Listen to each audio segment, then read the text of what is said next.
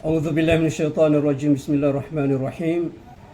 الحمد لله رب العالمين والصلاة والسلام على رسول الله وعلى آله وصحبه أجمعين. أما بعد.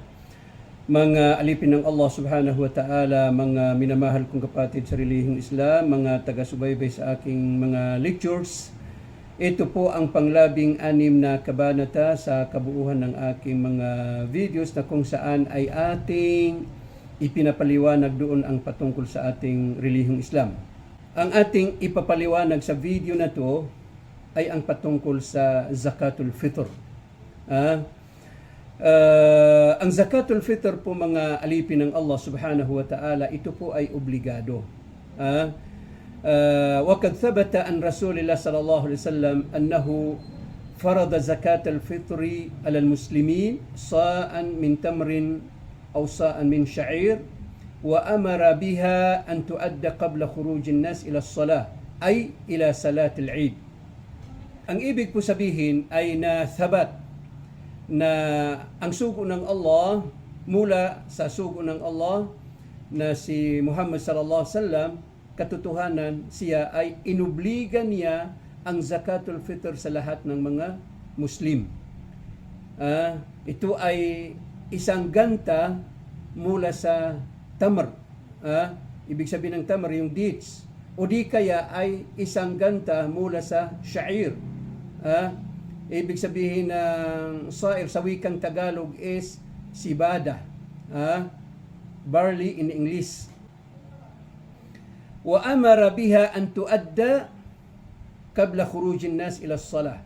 At ito ay iniutos niyang ibigay ang Zakatul Fitr bago pa pumunta yung mga tao sa lugar na kung saan ay doon isasagawa ang Salatul Eid.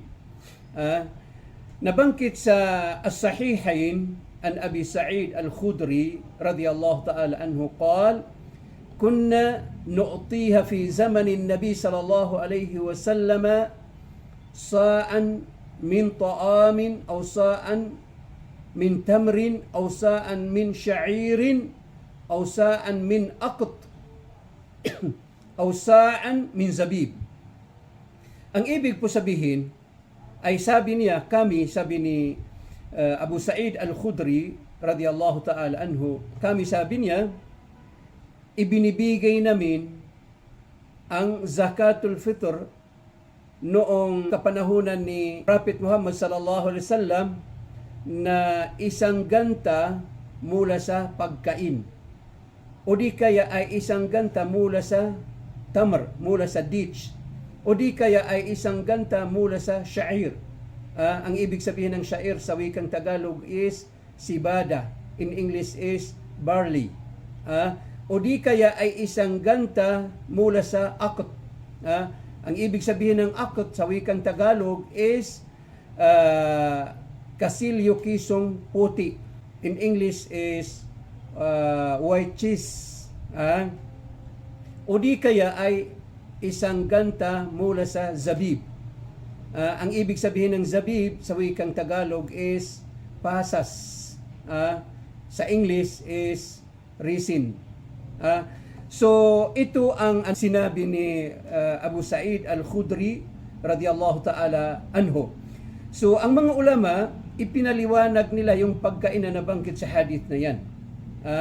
Ang sabi ng mga ulama patungkol sa pagkain na nabanggit sa hadith na yan is huwa ma yaktatuhu ahlul bilad. Ito daw ang pagkain kung ano. Ang ibig sabihin ng pagkain daw dyan ay kung ano ang pagkain ng isang country o isang lugar. Kung ano yung majority na kinakain nila. Oo. So sa atin dito sa Pilipinas, ang majority na ating kinakain dito sa Pilipinas is bigas. Datapwat kahit saang country ngayon. So ang majority na pagkain ng mga tao doon is bigas. Kaya po, sabi ng mga ulama, yan ang isang pinakamagandang ibinibigay ng bawat isa na Zakatul Fitr. Ibig sabihin, yung bigas. Mga alipin ng Allah subhanahu wa ta'ala. Ang tanong, sino ba ang kailangan na maglabas ng Zakatul Fitr? So, ang sagot mga minamahal kong kapatid sa relihiyong Islam, lahat ng mga Muslim. Lahat ng mga Muslim, tuwing dumadating ang buwan ng Ramadan, kailangan po na sila ay nagbibigay ng zakatul fitr. Dahil ito po ay inobliga sa atin lahat ni Prophet Muhammad sallallahu alaihi wasallam. Halimbawa, yung maliit na bata, kailangan na ibigay siya ng zakatul fitr. Oo. Yung malaking tao, ito man ay babae o lalaki, so kailangan na magbigay ng zakatul fitr. Okay, kahit yung sinasabi sa wikang Arabic na mamluk, ang ibig sabihin ng mamluk, yung alipin ba? Yung alipin, kailangan na maibigay din siya ng zakatul fitr. So, sa madaling salita, lahat po ng mga Muslim, lahat ng mga Muslim, kailangan na magbigay sila o maglabas sila ng zakatul fitr sa Ramadan. Pangalawang tanong dito, yung buntis, yung ikinabubuntis ng buntis, kailangan ba yan na ibigay ng zakatul fitr? So, ang sagot po, ang ikinabubuntis ng buntis, hindi po obligado na ibigay ng zakatul fitr. O hindi obligado sa isang babae na buntis na ibigay niya ng zakatul fitr yung ikinabubuntis niya. Pero ito po ay mustahab. Mustahab sa buntis na ibigay niya ng zakatul fitr yung ikinabubuntis niya. Pero ang importante, hindi po yan obligado. Ngunit ito ay mustahab. Lifi'li Uthman bin Affan radiyallahu ta'ala anhu, dahil ito ay ginagawa ni Uthman bin Affan radiyallahu ta'ala anhu, na siya ay tuwing dumadating ang Ramadan, pagkabuntis yung asawa niya, ibinibigay niya ng zakatul fitr o yung ikinabubuntis ng asawa niya. Kaya ito ay mustahab, pero hindi wajib. Isa pang katanungan, yung halimbawa, tao namatay sa buwan ng Ramadan. So, obligado bang ibigay ng zakatul fitr? O kailangan bang ibigay ng zakatul fitr? So, ang sagot po mga minamahal kong kapatid sa relihiyong Islam, ang taong namatay, dalawa yan. Ganito po. Pagka ang isang tao, namatay siya sa buwan ng Ramadan, namatay siya bago pa dumating yung oras na obligado yung paglabas ng zakatul fitr, hindi po obligado na ibigay siya ng zakatul fitr. So ano yung oras na magiging obligado na yung paglalabas o pagbibigay ng zakatul fitr? Ang oras na obligado o magiging obligado na sa bawat isa yung pagbigay ng zakatul fitr ay pagka lumubog ang araw. Ito, tandaan ninyo, pagka lumubog ang araw sa gabi ng Eid. Anong ibig sabihin? Halimbawa, kinabukasan tayo ay mag-i-Eid dahil nakita ang buwan ng first day of Shawwal. So, kinabukasan tayo ay mag-i-Eid na tayo. Ibig sabihin, isasagawa na natin yung Salatul Eid kinabukasan. So, ngayong gabi, pagka lumubog na yung araw, so yun ang tinatawag nga gabi ng Eid. So pag lumubog ang araw na obligado na, ibig sabihin dumating na ang oras na obligado na yung pagbigay ng zakatul fitr. So ang isang tao, pagka siya ay namatay, pagka lumubog na ang araw ng gabi ng Eid, so kailangan pong ibigay siya ng zakatul fitr. Pero kung siya ay namatay bago pa lumubog ang araw ng gabi ng Eid, hindi na po obligado na ibigay siya ng zakatul fitr. Fala zakata alayhi. Bakit? Dahil siya ay namatay bago pa umabot yung oras na obligado ang pagbigay ng zakatul fitr. So siguro naintindihan yan. Mga alipin ng Allah subhanahu wa ta'ala, mga minamahal kong kapatid sa relihiyong Islam, si Sheikh Ibn Uthaymin rahimahullah, kaawa nawa siya ng Allah subhanahu wa ta'ala, ang sinabi niya, "Walau mata al-insanu qabla ghurubi asy-syamsi laylatal Eid lam tajib fitratuhu li'annahu mata qabla wujud sababil wujub." Ang ibig sabihin niya, pag namatay ang isang tao, kabla gurubi syams laylatal Eid, bago lumubog ang araw sa gabi ng Eid, lam tajib fitratuhu, ibig sabihin hindi wajib na siya ay ibigay ng zakatul fitr. Yan ang ibig sabihin niya. Bakit daw? Li'annahu mata qabla wujudi sababil wujub, dahil siya ay namatay bago pa mangyari yung dahilan na kung saan ay obligado na yung pagbigay ng zakatul fitr. So, nasabi ko sa inyo na ang oras na obligado na yung pagbigay ng zakatul fitr is pagka lumubog ang araw ng gabi ng Eid. Mga alipin ng Allah subhanahu wa ta'ala, ano naman ang pinakamagandang oras sa paglalabas o pagbibigay ng zakatul fitr? So, ang pinakamagandang oras po sa paglabas o pagbigay ng zakatul fitr is qabla salatil Eid. Allahu Akbar. Yan ang pinakamagandang oras na pagbigay ng zakatul fitr. Ibig sabihin, kinabukasan, na mag-iid na tayo, so bago pa tayo pumunta sa lugar na kung saan ay doon tayo magdadasal, is kailangan ibigay na yung zakatul fitr, dahil yan ang pinaka magandang oras na pagbibigay ng zakatul fitr. Wala yajuzu ta'khiruha ila ma ba'da salatul Eid. Hindi pwedeng ipagpaliban mo yung pagbibigay ng zakatul fitr pagkatapos ng salatul Eid. Hindi yan pwede, dahil pagka ang pagbigay mo ng zakatul fitr is after ng salatul Eid, hindi yan matatawag nga zakatul fitr, kundi ito ay ang tawag dyan is sadaqah. Sadaqatun minas sadaqat.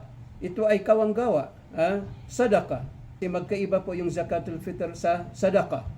So, ibig sabihin, yung taong nagbigay ng zakatul fitr after ng Eid, hindi po siya nakapagbigay ng zakatul fitr.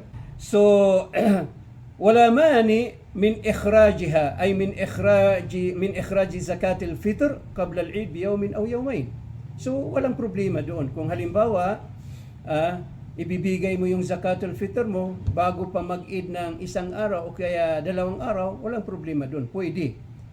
Pero ang pinakamagandang oras na paglabas ng zakatul fitr o pagbigay ng zakatul fitr is yung umaga sa Eid, bago pa isagawa ng mga tao yung salatul Eid, na yun ang pinaka magandang oras na pagbibigay ng zakatul fitr. Pero halimbawa, nagbigay ka ng zakatul fitr bago pa magtapos ang buwan ng Ramadan ng isang araw o di kaya 2 araw, walang problema doon. So yung mga sahaba ni Prophet Muhammad sallallahu alaihi wasallam, yung iba sa kanila is ibinibigay nila yung zakatul fitr nila bago pa mag-Eid ng isang araw o di kaya ay 2 araw. Mga alipin ng Allah subhanahu wa ta'ala, sino naman ang bibigyan ng zakatul fitr? So, kailangan maintindihan po ninyo ito. Yung zakatul fitr, ang bibigyan lang po ng zakatul fitr is 2. Yung mga fuqara at saka mga masakin. Sila lang ang bibigyan ng zakatul fitr, para lang ito sa kanila. Hindi pwedeng ibigay sa halimbawa, ipinapatay yung muski, hindi yan pwede. Kasi para lang ito sa mga fuqara at mga masakin. Actually, yung fuqara at saka masakin, magkalapitan lang yan. Oo, magkalapitan lang yung fuqara at saka masakin. وقد ثبت عن ابن عباس رضي الله عنهما قال فرض رسول الله صلى الله عليه وسلم زكاة الفطر طهرة للصائم من اللغو والرفث وطعمة للمساكين فمن أداها قبل الصلاة فهي زكاة مقبولة وَمَنْ أَدَاهَا بَعْدَ الصَّلَاةِ فَهِيَ صَدَقَةٌ مِنَ الصَّدَقَاتِ. Ang ibig sabihin, mula kay Ibn Abbas radiyallahu ta'ala anhuma, kalugdan nawa silang dalawa ng Allah subhanahu wa ta'ala, ibig sabihin si Ibn Abbas at si tatay niya, si Abbas. Sinabi niya, farada Rasulullah sallallahu alaihi wasallam zakatul fitr. Inobliga ng sugo ng Allah ang zakatul fitr. Bakit? Tuhratan lis-sa'im. Bilang pagdalisay o paglinis sa mga salita o mga gawa na walang saysay o walang kabuluhan na nangyari mula sa nag-aayuno sa buwan ng Ramadan na ito ay hindi sinasadya. Ibig sabihin, kaya ito ay obligado eh. Kasi ibig sabihin, ikaw na bilang nag-aayuno sa buwan ng Ramadan, kung mayroon kang nasabi o kaya nagawa na hindi maganda, hindi mo sinasadya, na mayroon kang nabitawan na salita na hindi maganda, o di kaya mayroon kang nagawa sa loob ng Ramadan na hindi maganda, so ito ay panglinis doon. Oo. Ibig sabihin, lilinisin niya. Lilinisin niya ang lahat ng mga salita o di kaya mga gawa na walang kabuluhan. Na ito ay nangyari, nasabi ng taong nag-aayuno sa loob ng buwan ng Ramadan na hindi niya sinasadya. Kaya kailangan yung zakatul fitr dahil walang taong hindi nagkakamali. Oo. Pangalawang dahilan is tu'matun lil masakin. Ito ay pagkain ng mga mahihirap. Oo. Para ma-enjoy din nila yung Eid, kasama ng mga pamilya nila o kasama ng mga Muslim para ma-enjoy din nila yung pag-Eid. Kaya yan ang isang dahilan. So mga alipin ng Allah subhanahu wa ta'ala, marami pong nagtatanong, ano ba yung zakatul fitr? Pwede bang pira? So ang sagot po, mga minamahal kong kapatid sa relihiyong Islam, hindi po pwede. Hindi po pwedeng pira ang zakatul fitr. Ang sabi ng jamhur ahlil ilm, la yajuzu ikhraj al-qimah. Hindi pwedeng magbigay ka ng zakatul fitr na pira o halaga ng isang ganta na ibibigay mong zakatul fitr. Kailangan po pagkain. Wa huwa asahhu aqwal al-ulama. Ito ang pinakasahih sa lahat ng sinasabi ng mga ulama. Ibig sabihin, ang pinakaulun sahih wa qaulun rajih na ang zakatul fitr is hindi po pwede yung pira. Ito po ay kailangan pagkain. Bakit po? Dahil yan ang ginawa ni Prophet Muhammad sallallahu alaihi wasallam at saka yung mga sahaba niya, na tuwing dumadating yung Ramadan, nagbibigay sila ng zakatul fitr. Ito po ay pagkain. Hindi po nangyari na si Prophet Muhammad o di kaya yung mga sahaba niya ay nagbigay ng zakatul fitr na pira. Hindi po. So, tuwing nagbibigay sila ng zakatul fitr, ito po ay pagkain. So, huwag po natin kalimutan na ito ay ibada. Bahagi ito ng pag-iibada natin sa Allah subhanahu wa ta'ala, yung pagbibigay ng zakatul fitr. Huwag ninyong kalimutan na ang ibada natin para ito ay maging tama at katanggap-tanggap kay Allah subhanahu wa ta'ala, mayroon pong dalawang kondisyon. Ano yung dalawang kondisyon? Al-ikhlas wal-mutaba'a o al-muwafaqa ala sunnati Nabi sallallahu alaihi wasallam. Ikhlas. Una sa lahat, na kailangan na mukhlis ka. Nagbigay ka ng o ginawa mo yung pag-iibada na ikaw ay mukhlis sa Allah subhanahu wa ta'ala. Yan ang pinaka unang kondisyon para maging tama at katanggap-tanggap ang lahat ng ginagawa mo para kay Allah subhanahu wa ta'ala. Pangalawa, kailangan na yung ginawa mo na yan, yung ibada na ginawa mo ay sang-ayon kung paano ginawa ni Prophet Muhammad sallallahu alaihi wasallam. So, ang tanong ngayon, yung zakatul fitr, nangyari ba na si Prophet Muhammad sallallahu alaihi wasallam o di kaya ay yung mga sahaba niya, nagbigay sila ng zakatul fitr na pira? Hindi po yan nangyari. Hindi yan nangyari sa buhay ni Prophet Muhammad sallallahu alaihi wasallam hanggang siya ay namatay. Hindi yan nangyari. na siya ay nagbigay ng zakatul fitr na pira. Oo. Samantalang may pira sa oras na yan. May pira sa oras na yan eh. Oo. May pira sa oras na yan. Pero hindi niya ginawa. Oh, at sa oras din yan, maraming mga mahihirap. Oh, pero hindi rin niya ginawa na nagbigay ng zakatul fitr para sa kanila na pira. Oo.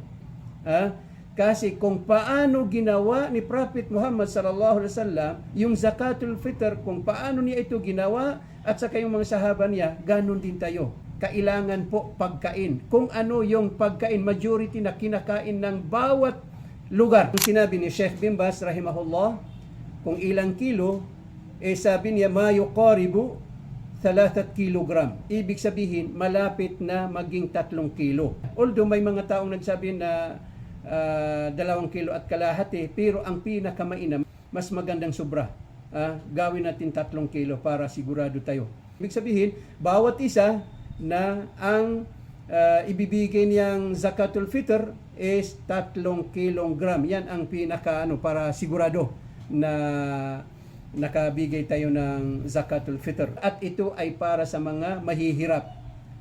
So, mga minamahal kong kapatid sa relihiyong Islam, mga alipin ng Allah subhanahu wa ta'ala,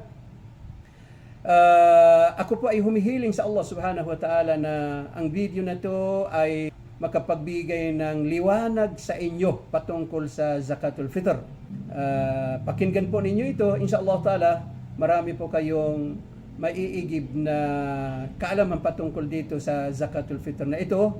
So hanggang lang dito po, wa naktafi bihadal qadr wa akhiru da'wana anil hamdulillahi rabbil alamin.